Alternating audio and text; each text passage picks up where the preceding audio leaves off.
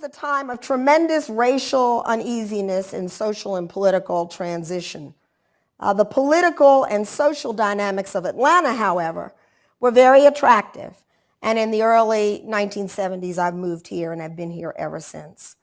I started as a campaign volunteer in Andy Young's campaign and Maynard Jackson's campaign for mayor. Andy Young ran for Congress and Maynard Jackson ran for mayor. They both won in 72 and 73. And that's where I got my political experience, my on-the-ground experience. These two men were among the most persuasive with me about running for office.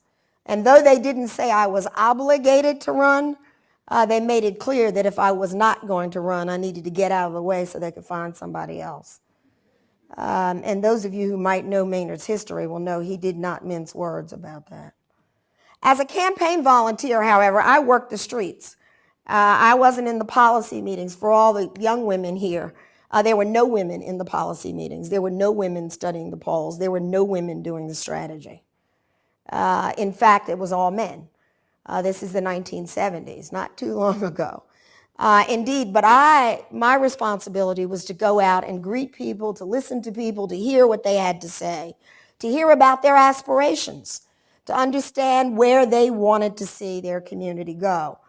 And throughout my political career, that's been my favorite role because it gives you unfiltered understanding of where and where people are in their political thinking and their social thinking, but also where they'd like to see their community go. Each of these people, the mayors, the SNCC founders, and numerous other people in my early life, in fact, influenced me to stay engaged in politics. My interest in politics was changing it, not adopting it as I found it. So we each have a story. Everyone here has a story. But most importantly, we have lessons to learn from these stories. And so do cities and places. And as a former mayor, where did you expect me to start? In the city I love, the city of Atlanta. So Atlanta was built on land that was preserved, hunted, farmed, fished, and cultivated for thousands of years by Paleo Indians, Mississippians, Cherokees, and Creeks. In the beginning, Atlanta was a small, insignificant town, according to historians. This city was founded 183 years ago. At the first city council meeting, the topic of discussion was unlimed streets. Now put that in your computer, unlimed. Let me explain. It kicks it back as you don't know what you're talking about. Because that word doesn't exist anymore, at least not according to computers. Unlined streets, unsanitary privy, sounds like sewers to me. Dangerous, if not deadly, potholes is the way it's written. Problems with hogs and uncollected refuse. These were the key topics of the first city council meeting in 1890 and 1849. Topics not far from public discussion nearly 2 centuries later. But that's a story for another day. In 1861, I'm just going to go through a brief history just to set the platform for why I think Atlanta has been able to move and what that might teach us. In 1861, there were 9,000 residents, of whom 2,000 were African slaves. Atlanta was the 4th largest city in Georgia. Savannah and our regional cities of Decatur, Macon, and Lawrenceville were older, and some would say more sophisticated. The 1864 Battle of Atlanta left Atlanta burnt, barren, and bankrupt, according to one historian. So this little town, destroyed by fire and violence of a nationalistic war, faced the challenges relived over and over by cities, villages, and towns since the beginning of recorded history, often caused by war, sometimes by greed and hatred, and other times by the collapse of social and economic systems. In the next 10 years, the black population grew to 46%. Why do I think that's important? Because many of the southern cities had black populations larger than white populations. Atlanta's population after the Civil War was nearly split down the middle. And Atlanta attracted immigrants from all over the world. People came to Atlanta in the 1860s and 70s from all over the world. Atlanta was a city of successful entrepreneurs, so successful that slaves were given the freedom to do work for other people and to be paid for it. An amazing foundation for entrepreneurism. Though not a sea town, the rail connections, the welcoming hospitality, the institutions of higher education, including Georgia Tech, one of the first institutions of higher learning, and diverse commerce attracted people and business to the city. While other cities in the South sought to remain the same, Atlanta sought to be different. And the population continued to grow. Atlanta's leaders, including blacks, embraced new economic approaches, alliances, relationships, and became the city's first boosters. Atlanta has a reputation of promoting itself. Well, it started in the 1800s. It's in the water that we drink. And the city's industry grew even more with the operation of 11 railroad lines crisscrossing the city. By the 1870s, the city was thriving again as a logistics and transportation center. So right after the Civil War, when it was burned to the ground, a matter of a decade later, we were thriving again, connecting people with goods and services. An important lesson for me in this is we talk about the railroad heritage. We do not talk about the higher education heritage. Atlanta had 8 institutions of higher education: Oglethorpe, Agnes Scott, Georgia Tech, Morehouse, Spellman, Morris Brown, Clark College, and Atlanta University. 5 of the 8 first institutions of higher learning were historically black colleges. Something very special about a place that would start that way. By 1895, the city of almost 90,000 residents had hosted 3 major expositions and commercial fairs. And those of us who live in Atlanta know the most successful one was in Piedmont Park.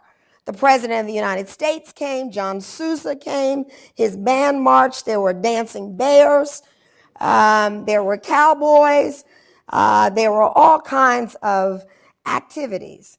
But in addition to that, Atlanta for the first time placed national self-promotion advertising, bought paid advertising to tell the world how great it was. This Cotton States Exposition also was titled an international exposition, so Atlanta did not see itself just as a center for trade and commerce in the United States. Here's another fact that I didn't know. It was financed with a federal grant of $250,000. Atlantans went, black and white, to Washington and convinced the folks in Congress and the president to invest in this exposition. They'd had 2 others that weren't as successful as they wanted. So they went up and got $250,000 and attracted 800,000 people to the exposition, a city of 90,000, and declared itself as the most important city in the South, using national advertising, self-promotion, defining who and what they would be into the future. Because the federal government put money into the program and to the exposition, they insisted there be a Negro Pavilion, 1895.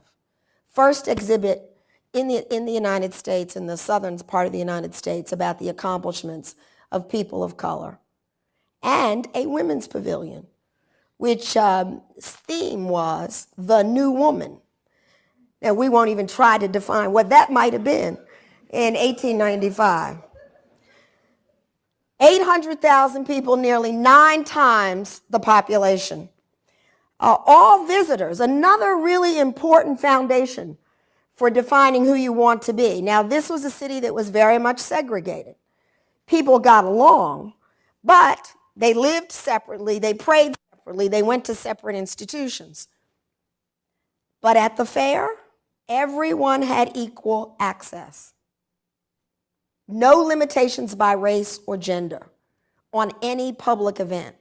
So when the President of the United States or Booker T. Washington or someone else spoke, or the Dancing Bears, indeed, the crowd was integrated. 1895, 30 years after the Civil War. This was the largest gathering in the South of its time.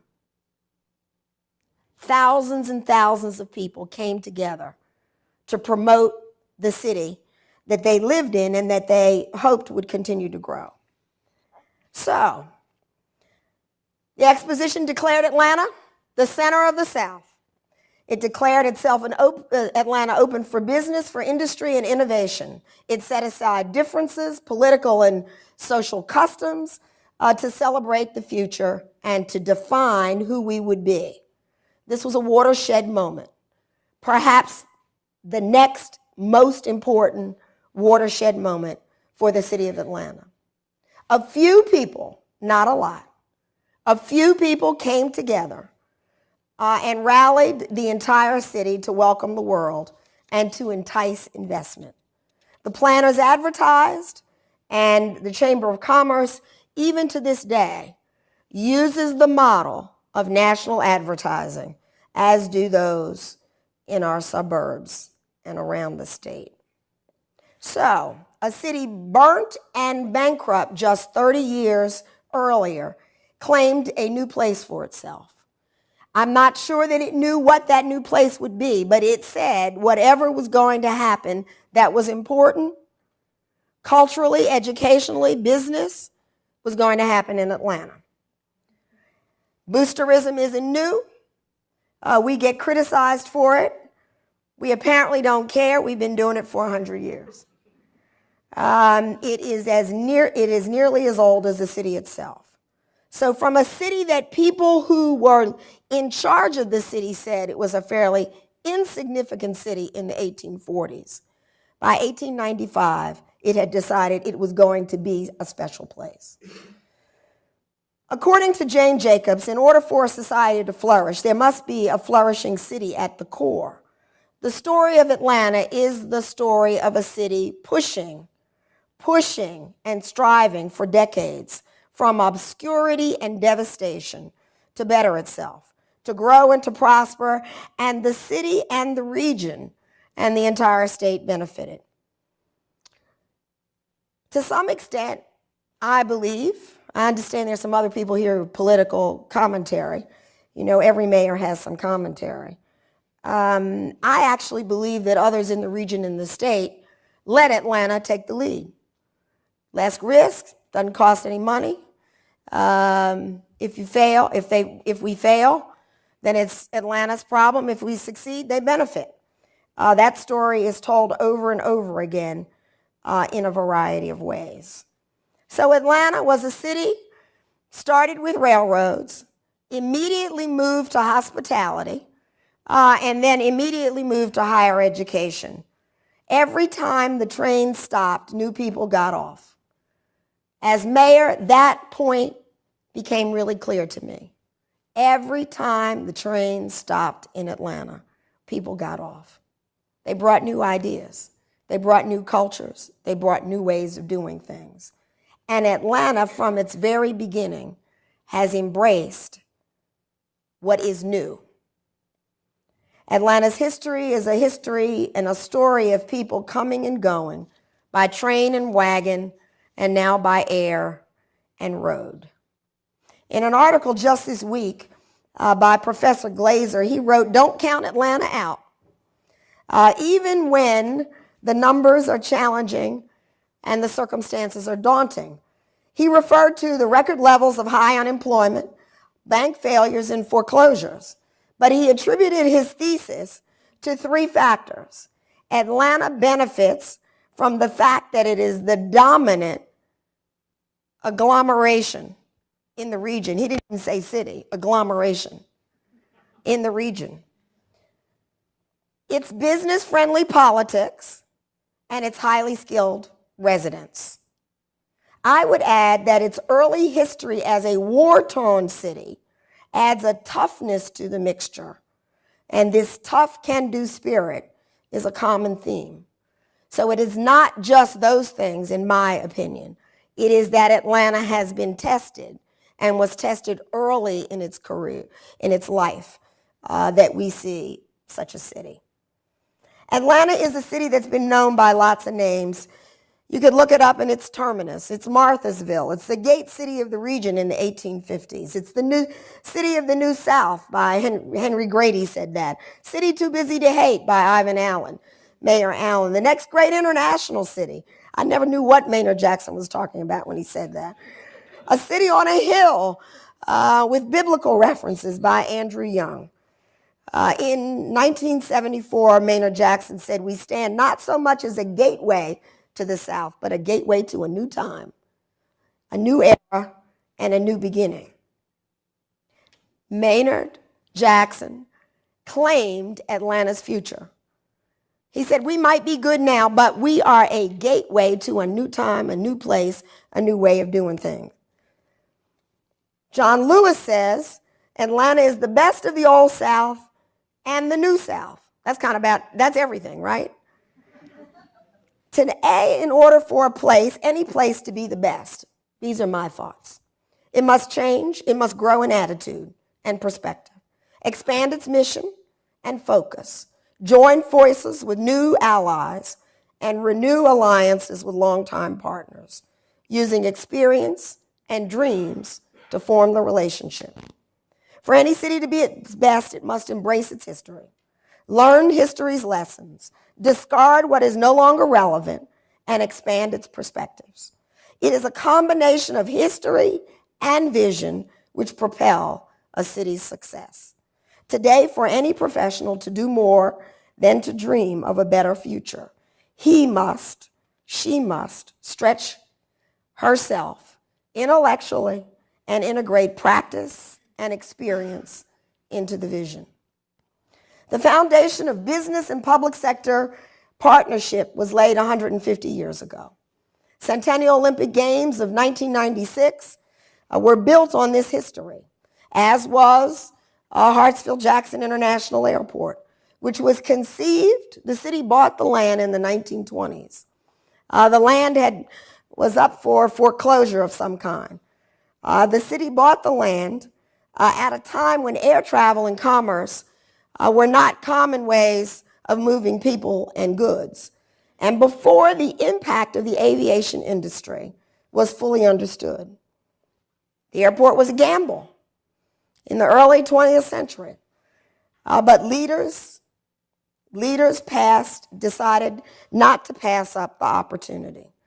The current business-friendly reputation of Metro Atlanta stems from early City of Atlanta, from the 19th century Cotton State's Exposition, the national advertising campaigns, the tone set by local business and political leaders who stretched to see their city, their place beyond its current circumstances.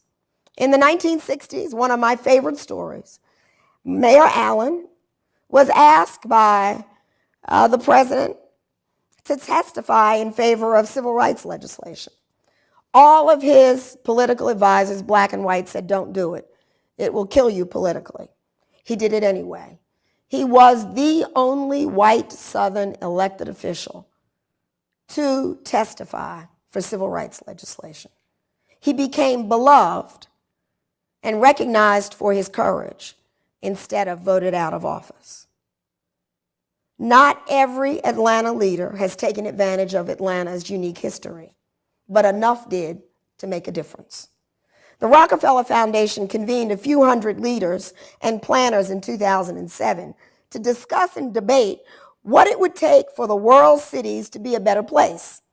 And they concluded, and I quote, "Global north or south, there is clear agreement that equity, opportunity, and the common welfare are inextricably linked, that the potential of improving incomes, education, and environmental standards for even the most troubled groups would in the long run provide optimum benefits for rich and poor alike.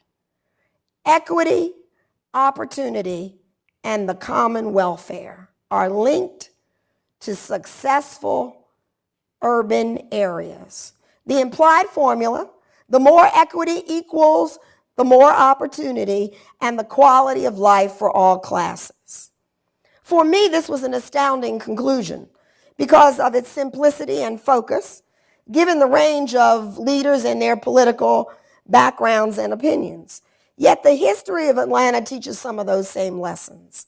When its neighbors and sister cities retreated from self-promotion and closed their cities to immigrants, Atlanta's leaders rallied to sell the city to the world and welcomed outsiders. When faced with near extinction from war and violence, Atlanta's leaders rallied. When the races were divided and women nor blacks had the right to vote, Atlanta leaders found a way to include blacks and women in the city's coming out party in 1895. Atlanta led the region's cities as sweeping federal policy upended social traditions of the time. Acceptance of difference, rallying for a cause, engagement of everybody, even just for an event, building unlikely alliances, challenging the status quo. These became a part of the city's culture and tradition. A few weeks ago, I was on this stage and I was with some distinguished folks. They had PhDs, they had published, they knew what they were talking about. They invited me to give a perspective of just from the practical point of view on mega regions, on the future of our community. And I said then something that I say often. The hardest thing I did as mayor was imagine what Atlanta could be in 50 years. And then back up from there to figure out what I should be doing about it. That is what these leaders years and years and years ago did. That's why I told the history. Because they imagined, even in 1895, that some city would dominate in certain fields, and they bet the ranch on it, not knowing whether they would be right or wrong. Now, did they make some mistakes? Probably they did. I'm known as the sewer mayor. I named myself, by the way, because I thought the media would name me. So I figured I might as well just claim it. And Dr. Clough, the former president of Georgia Tech, would say to me, "Why don't you say clean water mayor?" I said, "No, it's not as sexy." You know, it doesn't attract people to it. He said, "Well, at least you ought to tell people you're talking about clean water, you're not talking about sewers." And after about 18 months, I did that. But the first 18 months, I just talked about sewers because that was the unspoken. Atlanta did not fix its wastewater system and its sanitary sewers and its combined sewer overflows in the 1950s and 60s when it should have. We did wait until the 2000 in this century to do that. So I'm not suggesting to you we've done everything right. But we have done enough things right to succeed and to exceed our own expectations. In politics, there's a rule of thumb that you don't have to do everything right in order to win the race. You have to do about 10 things. And for every election and every politician, every candidate, it's 10 different things. So there's no automatic 10 things. And when you see a campaign and they're going down their checklist, they've read the political science book, and it seems stilted, and you don't feel like you're connecting with the candidate, it's because they're doing someone else's 10 things. They're not doing their 10 things. So Atlanta has done some things right, enough that we could be so bold as to say that we can look out 50 years. Now, the truth of the matter is, as mayor, I really wanted to look 100 years, because my takeaway from the emergence of the cultures, the reemergence of the cultures of the East was they're used to planning 100 years. And therefore, we are short-sighted to do 50-year planning and 50-year projections and 50-year thinking. But as far as some of my colleagues here that I work with and used to work with at ARC, Atlanta Regional Commission, no, 50 was as far as I could get the group to go. So that's where we are. And they're doing some very strong and important work 50 years out. Why didn't they do it before? Because their planning was tied to federal funding. And it was tied to infrastructure funding, which is generally 20 or 30 years. So people didn't really have to look beyond that period, because all of the relevant people and stakeholders and important people in the field were only going to ask you, what are you going to do with the next iced tea program? Or what are you going to do with the next transportation program? Or what are you going to do with this or that? And it was a funding cycle. It had nothing to do with how one plans infrastructure. If we don't start planning our infrastructure, whatever it is, I don't know. It obviously is not an airport. We've got that. The question is, what port is it? We didn't have a seaport. We now have an airport. But 50 years from now, what port, in quotes, do we need in order to have a strong economy? There's an old saying that says that we benefit or stand under the trees that we didn't plant, that they were planted a generation ago, or 2 or 3, that some small acorn was planted, and we stand under the oak tree. The question for us is, what do we have to plant? So, what did I do as mayor? I only worried about those things. When you hear about the Beltline, Ryan Gravel, who is a graduate student here, who wrote this program, he convinced some city activists, small number of activists and leaders, it was a good idea to reclaim the rail lines that were underutilized and unused, transform them into transit, build parks around them, have public art and gathering places. I thought it was crazy. For 2 years, I'm trying to fix sewers, and somebody's trying to talk to me about transit. I said, I'm on sewers. I got sewers. Somebody else needs to do that. So finally, the city council president and I met every week. And at the end of every meeting, she'd say, Shirley, you really have to look at the Beltline. Shirley, you really have to look at the Beltline. And finally, she decided to run for Congress. And at our last weekly meeting together, she said, I can't carry this ball. Would you please do it? That's how I got involved with the Beltline. So I don't want anyone here to think that I was just automatically jumping on the long-range planning. I was not. I was rather pretty much focused on, I fixed the sewers, the next mayor will do the next thing.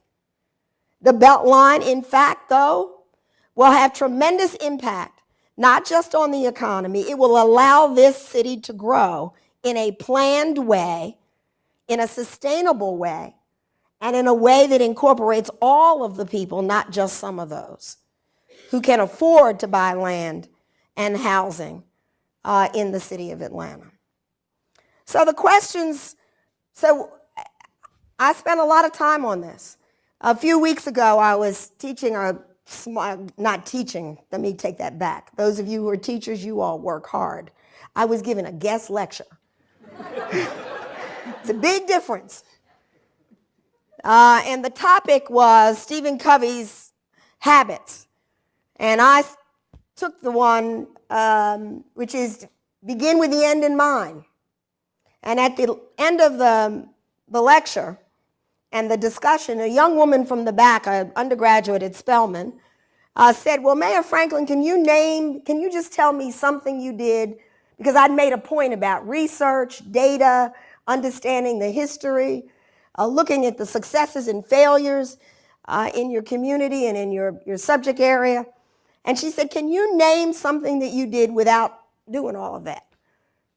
Okay, that's a fair question. I opened myself up for it, right? I thought for a moment, and I said no, not as mayor.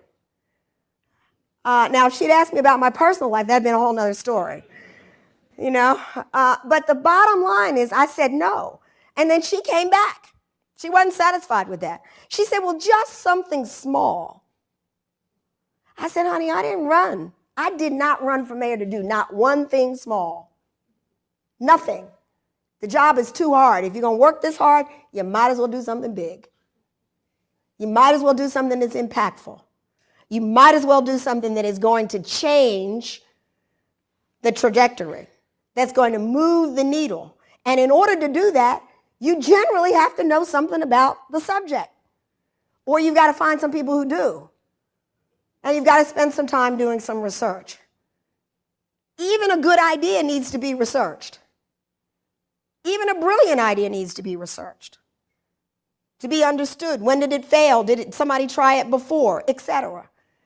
So I am a strong believer that if we are to look forward and then back into what is necessary today, the data, research, knowledge, education, interchange, debate, lively debate, uncomfortable debate, uncomfortable exchanges, not with civility, but we cannot be shy about what it's going to take to have a healthy economy, to have a prosperous community, to have a sustainable economy and world 50 years from now. Whether people before us did that or not is really not the point. The question is, what are we challenged to do? So here are a few of the questions, and then I'm pretty much done. What investments would rival the city's investment in launching a national advertising campaign today? If you advertise in the United States, you're probably missing your target. What decisions would influence the city's reputation for openness and fairness as the birthplace of iconic civil rights leaders and organizations? What infrastructure does the city need, since we benefit from the vision of those first $100 million and now billions of dollars? What will the city contribute, gain or lose in the mega region? Not just what we gain, what do we lose, what we're willing to give up? How will we accommodate this burst of population and economic activity? Here's one of my favorite. Do we have a choice to ignore it all? And what happens when you ignore it? What happens to societies and communities who ignore the facts or the trends or even the intuition of somebody really smart? What forms of government would be most effective, and how do we build a consensus for change? And how do you advocate and achieve fundamental structural change in government without promoting such distrust and divisiveness or creating chaos that prohibit reasonable people from tackling tough problems? In other words, how do you develop a consensus when you have to shake things up in order to even have that discussion? The emergence of critical thinking about public governance and decision-making beyond the current political jurisdictional boundaries and serious considerations of this mega region is as an economic planning unit is risky for any elected official. The bloodiest discussions in local government are about zoning. They are about zoning. We had a little bit of a conversation about this earlier. Who has the rights to zone what, where, and when can you take those rights away for public purpose? Now, I had the distinction of having staff when I was in the mayor's office, so I never got into those conversations. I managed to be removed, and for me, it was a conversation with people who were dispassionate and who were giving us best practice and policy. But for the folks who were in the middle of it, long, chaotic conversations. It is fundamental to at least Atlanta, and I think in most cities, the whole issue of zoning and what that means. What is a mayor or a local leader to do? No part of the mayor's job disappears. Just as with those council members in 1849, that first recorded council meeting, there were potholes, streets, and sewers to fix. So 183 years later, you've got those three plus everything else. Now you got climate change. Now you have large groups of people moving in. Immigration is even greater than it ever was. So more elections have been lost around these issues of zoning. People don't trust people who are trying to put something in their neighborhoods that they don't want. Regional government and outsourcing are discussed as alternatives to local government structures as we know them. But the debate on these choices can consume all of your waking hours with little or no change in the discussion. And unless you count exhaustion as progress, it is very, very, very hard to move the needle. Cities along the Gulf Coast have a chance to rebuild their cities and coastline from scratch, almost as boldly as their imagination can take them, much like Atlanta did after the Civil War. They can be spectacular in their vision because they are starting below ground zero. The mayor of Greenville, South Carolina, did just that in rebuilding and leading the revitalization of their downtown a few years ago. And he tells the story. I don't know that he'd tell it quite the way I'm going to tell it, but this is the way he told it to me, one-on-one. I said, well, what was your community engagement? He said, oh, we had all of the meetings.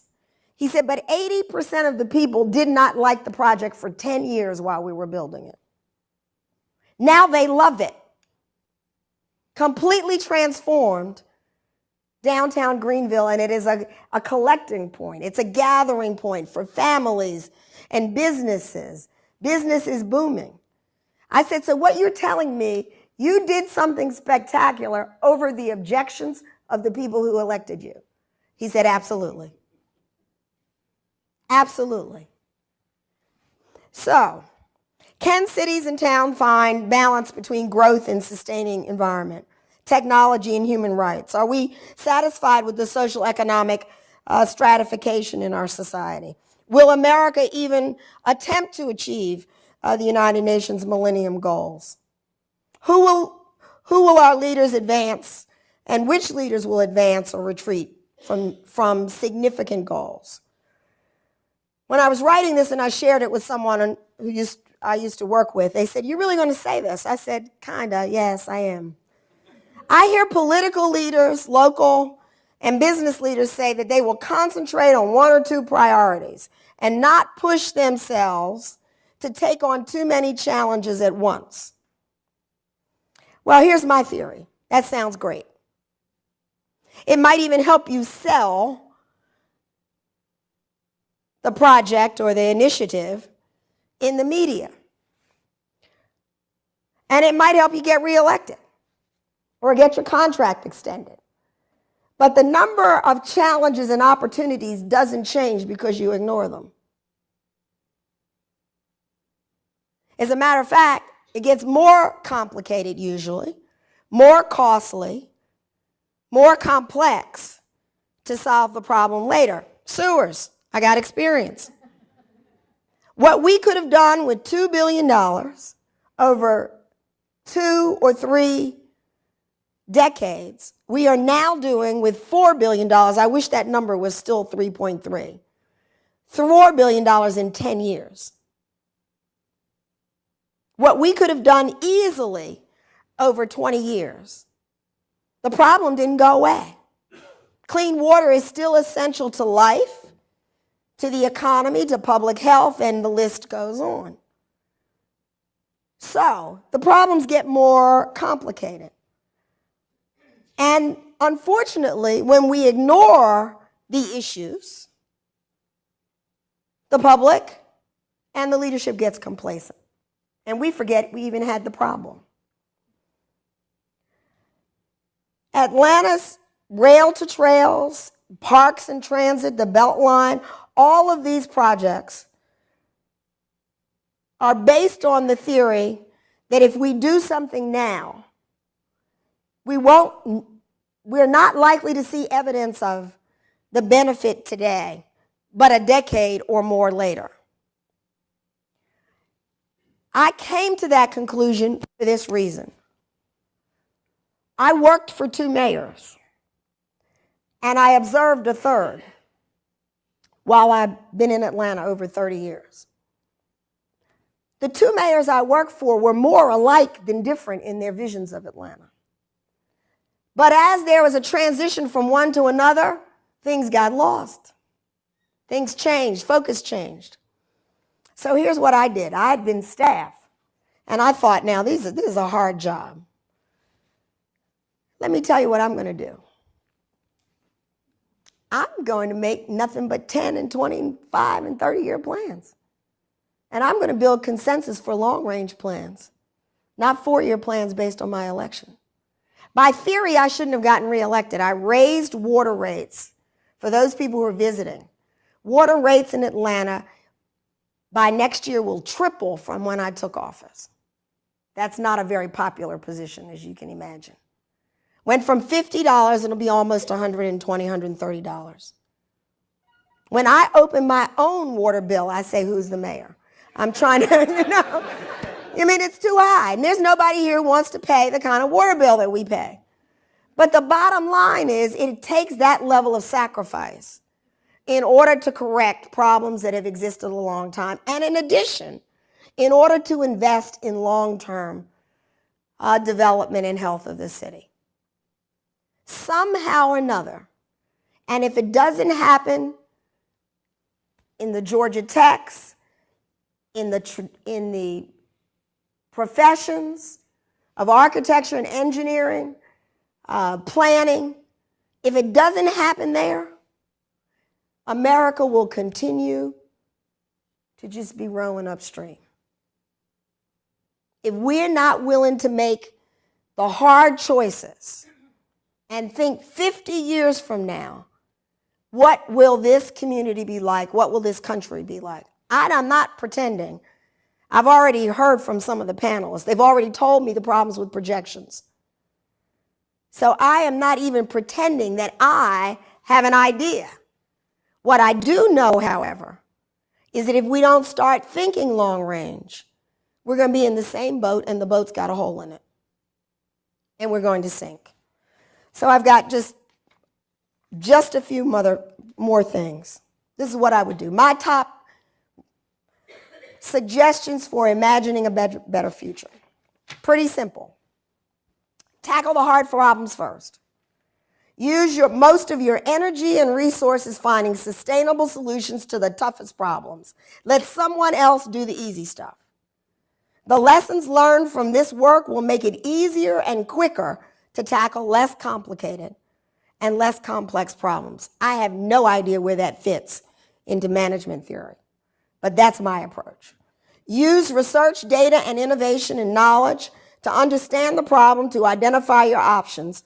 Base your solutions on the best thinking and solid information. Leave the politics and group dynamics to the experts in the field.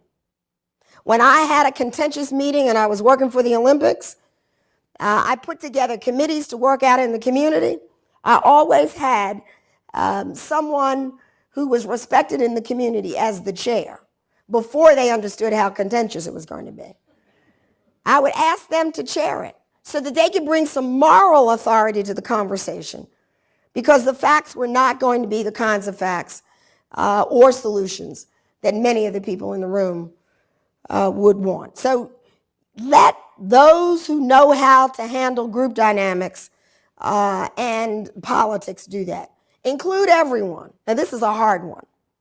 Include everyone who's interested in the subject, even those who created the problems that you're trying to fix, especially those who complain the loudest and most often. Every point of view is helpful. Always look for ways to expand your limits and the consensus.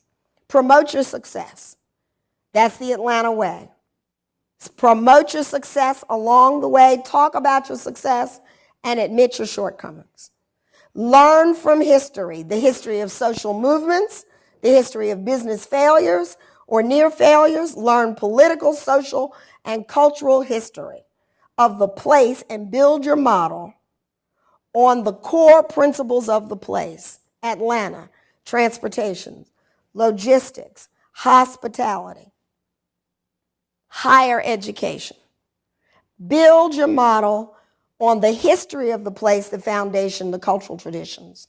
Every place, every city and town has survived economic and social upheavals during some period of their existence. Learn how and why the people in the place survived. Reach for the stars. If you're going to work hard, do something spectacular. Leave the small stuff to someone else. For me, the choices weren't so clear.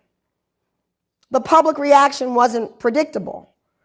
The water program, the clean water program, the Beltline, the renovation of the airport, they should have been my undoing. The more tough decisions I made, the more times I insisted, the more popular I got. I was elected with 50% of the vote. I was reelected with 90% of the vote. After raising taxes, water bills, really, reforming government, downsizing personnel, a whole series of things that in the Politics 101 it says stay away from. The public today wants a better world, and they are willing to sacrifice. They're willing to do what's hard in order to make it so, for themselves and for other folks. We know that from history that taking risks and subjecting yourself to ridicule can scare folks. The kinds of things that you're talking about in this conference are not for the faint-hearted. You're talking about undoing some things, changing things around, repositioning how decisions are made and who makes them. That's not for the faint-hearted. But the value of education, the value of understanding experience, the value of having dialogue, and certainly the value of all of the exchange we can do today with technology allows us to learn more lessons and to build a more successful model. I'm delighted to be here. Thank you very much.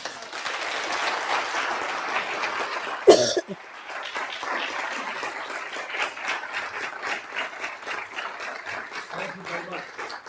Some questions perhaps? And comments, whichever works for you. Anyone? I know. You got all these great speakers here, and you think, you got a politician coming the first night. What's that about? Yes? I could have an interesting question for you. Not a hard question, I promise. But the school has been able to generate a lot more work that's been of value to the city in a very real way over, let's say, the last 10 years. And we're, I think, continuing to try to do that. And so, with your experience as mayor, what sorts of recommendations would you give us that are teaching here at Georgia Tech to more highly engage the city within these long-range planning efforts? Well, I think that's a great question. First of all, there's the city's, the institution's value to the city is well documented. It goes back to the beginning of the city. And you need to find those times that have actually worked. Certainly, we have such examples in the last 10 years. But part of it has to do, from a mayor's standpoint, anything we did that was large and complicated in scale took us at least a year to a year and a half to do. But it doesn't take us 3 years. You're talking to a mayor who could only serve 8 years, so I had a limited term. So it was really important to me that I could get the body of work, the advice, and the counsel within a time frame that it was actionable on my side. So that, I mean, one of the things is to take it in bite-sized pieces that allows it to get done within a time frame that suits kind of the political process, which is not likely to change in the near time. That's number one. Number two, I would hope the college would find ways, as it has with helping students from Atlanta and other parts of Georgia, really attend and pay their bills. That's a big deal. And I know how we're all struggling with the budgets right now.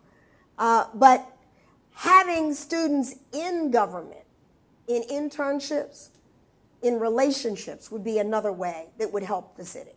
Fresh ideas. We recruited college and high school students to our help desk in the IT department.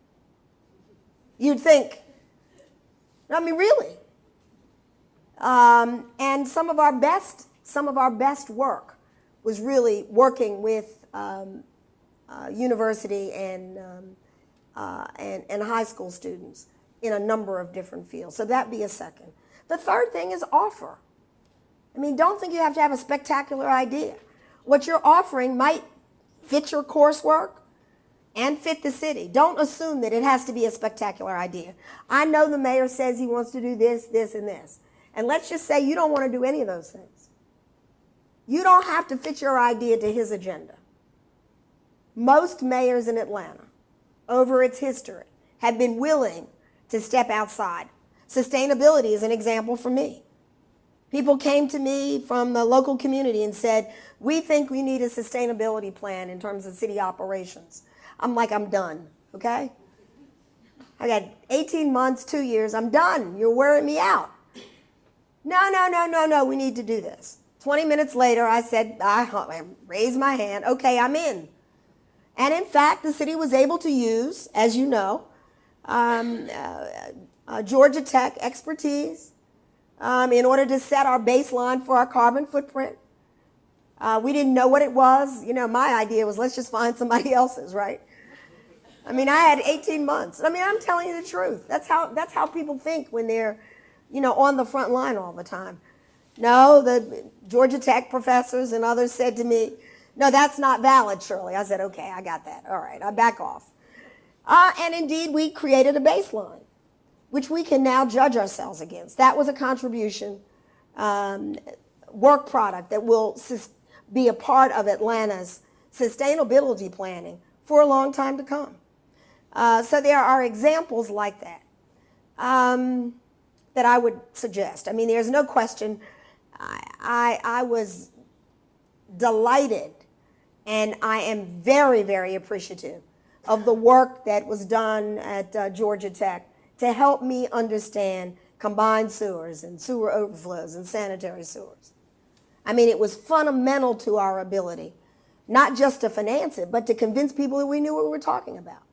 I knew if I stood on a stage with anybody, including my mother's friends, that if I started talking about sewers, they'd say, she doesn't know anything. But if I said, I have a report and a plan, committee chaired by Wayne Clough and engineers and biologists and others who've come together to look at this, I knew that I had something that was sellable. So, I mean, it's a very valuable contribution. 2 or 3 of the most important initiatives that have long-term benefit to the city of Atlanta are the result of work of either a student or faculty or leadership at this institution. That's a very strong record. Now, I was the mayor who kept asking, too. I mean, you did one good piece of work, and I had another. So, but, you know, be receptive when you are asked. But, I mean, I don't know if that gives you some ideas. A tremendous. I mean, I had members of Congress who would ask me questions about the city's water shortages and things like that. I quote Wayne Clough. Oh, you really do know what you're talking about. And this is before he went to Washington. So, I mean, all of that has been beneficial to moving the city forward. Yes? Franklin, I was just in Denver, and Denver is a city that parallels Atlanta in a lot of ways. It's a city of about 500,000 people surrounded by a balkanized suburban municipality. It's a regional capital. And I was impressed by what they were doing along the Platte River and with the old Stapleton Airport. And was talking to a guy who's been involved in that, and he said that it was a 14-year project, so I couldn't help to think about it. But the one thing it seems to me that Denver is doing, or that they have, is about $2.4 billion in state money going into transit. And we don't seem to be able to, for whatever reason, within this mega region, within the state, get the kind of state support going all the way back to the beginning that you talked about, that it seems to me is going to be necessary for us to implement these big ideas like the ones you described. Could you comment on Well, I mean, the mayor of several mayors of Denver have been really great visionaries. I mean, the current mayor is such, and Pena was such, and Wellington Webb. It was really Wellington Webb, who was mayor, who said to me, Shirley, nothing else matters if you're not thinking 50 years out. So they've had that kind of leadership for a while. And as I'm not sure we've been as intentional about saying that until, the last decade and a half or so. So one of the things that I think we could improve is how we talk about who we want to be and what we want to be, and then fill in the blanks. Wellington Webb was mayor of Denver before Hickenlooper and before John, and he was really clear about that. But they had mayors who were doing that, and they were very articulate on the subject, and they never ever backed off of their long range view. So that's one. The second thing is that we get hung up sometimes in metropolitan Atlanta, especially, about whether people like us or not. I got friends. I mean, we get hung up about whether somebody likes us or doesn't like us, or whether they're going to be for us, against us, or that's the other Georgia and we're this Georgia. I just think that's useless. I mean, the facts speak for itself. We need each other. And metropolitan Atlanta today is more essential to the state than it has been since the early years of Atlanta, when it was, in fact, so important to the state's economy. So I think we need to just disavow all of that, how we got here, and now say, where do we go from here? There are tremendous efforts underway, some by the Institute on Quality Growth, some by the Atlanta Regional Commission, to really begin to understand what the options are for financing some of the big projects. When I was taking on the issue of homelessness, one of the council members, who's was really a political mentor of mine, said, well, that's the county's responsibility. I said, well, if we had waited for the state of Georgia to build Hartsfield, Jackson, and Atlanta Airport, we wouldn't have it today. So, I mean, at some point you have to decide what's important to you and figure out how to do that. And that's really kind of the approach that I took. I mean, people said, oh, you should be getting money for the state. I don't disagree. All the studies say that states contribute to transit, to higher education, revenue sharing. I mean, there's a whole group of studies that one could refer to. I would have spent all of my time having that conversation instead of figuring out how to fund the Beltline. So my hope is that because we have taken on some of these bigger projects, some of these bigger initiatives, Beltline is a pretty good example of that, or that we are beginning to demonstrate by our actions what one can do, and then maybe we will attract a little more support from around other parts of the state. So that's one.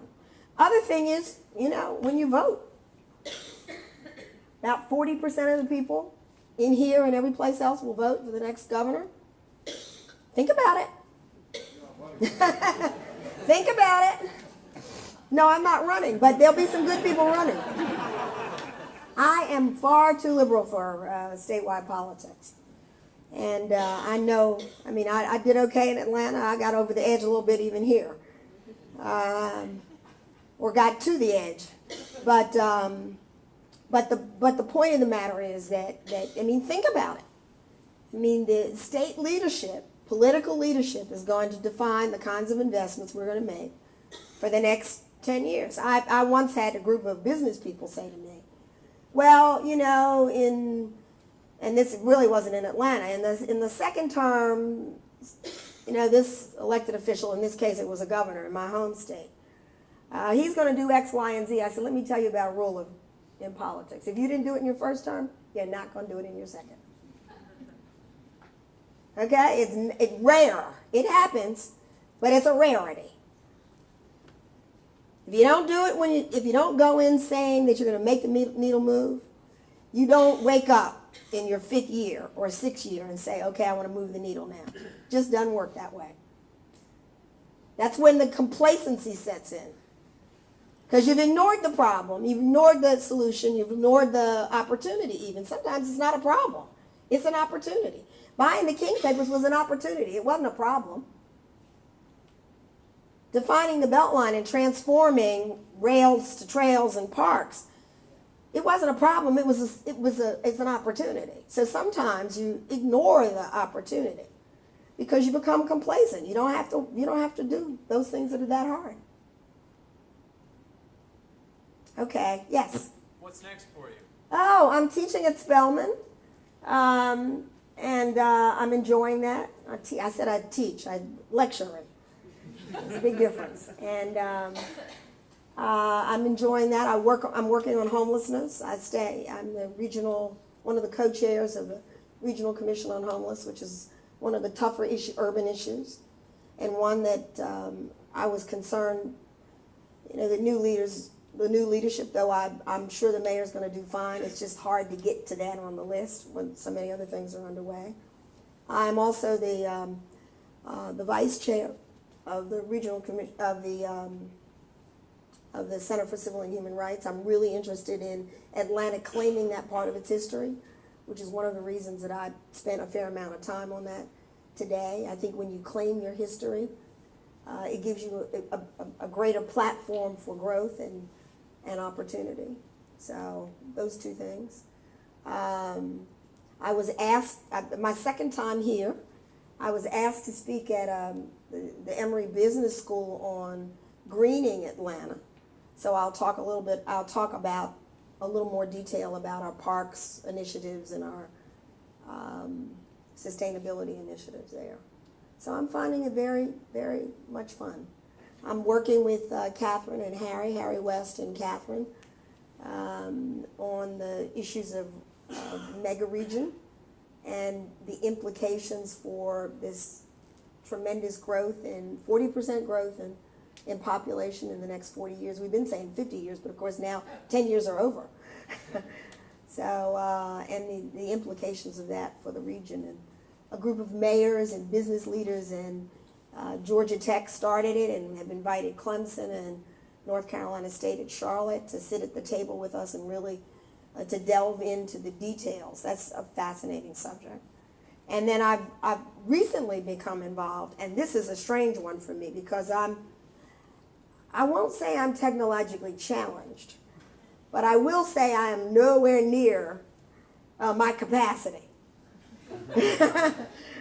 But I've recently become interested in kind of the disparity that exists in the United States between those who are using broadband and those who are not, and those who have access and the affordability. So I've become a little more engaged in that and looking at the public policy issues from the city standpoint. I didn't talk about this because I don't know much about it at all, but I suspect that being connected and how we use the technology is going to have a tremendous impact and might actually be the port that makes the difference 50 years from now. So if I'm invited back in a few years after I study, I might talk about that. But I never intended to run for office. I wasn't the class president, or I was the treasurer. I was the person who counted the money, in high school and college and all of that. And so I don't have this great I don't feel like a sense of loss. I mean, that's something I did for 8 years. I worked hard at it. I got some things right. It's okay to do something else. So the transition has not been hard for me. You've been very generous. Thank you. Have a great conference. Thank you.